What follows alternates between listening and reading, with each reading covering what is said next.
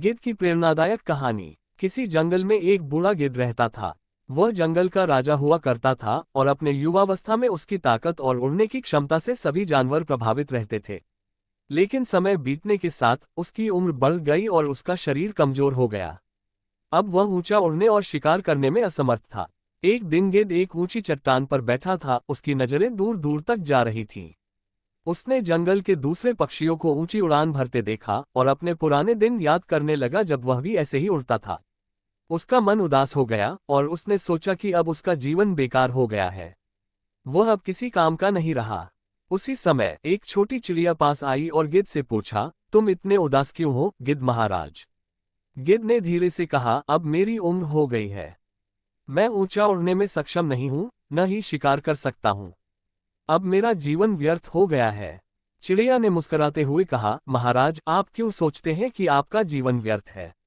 आपको इस जंगल का अनुभव है, आपकी बुद्धिमत्ता और ज्ञान अमूल्य है। आप अभी भी हमारी मदद कर सकते हैं। गिद्ध ने चौंकते हुए कहा, कैसे? मैं अब तो उड़ भी नहीं सकता। चिड़िया ने समझाया, आपकी उड़ान भले ही धीमी हो गई हो, लेकिन आपका अनुभव और ज्ञान अमूल्य है। आप हमें सिखा सकते हैं कि कैसे सही शिकार किया जाए, कैसे परिस्थितियों का सामना किया जाए और कैसे इस जंगल में सुरक्षित रहा जाए। आपका ज्ञान हमारी अगली पीढ़ी के लिए प्रेरणा बन सकता है। गिद्ध ने गहराई से सोचा। उसने कभी इस दृष्टिकोण से नहीं सोचा था।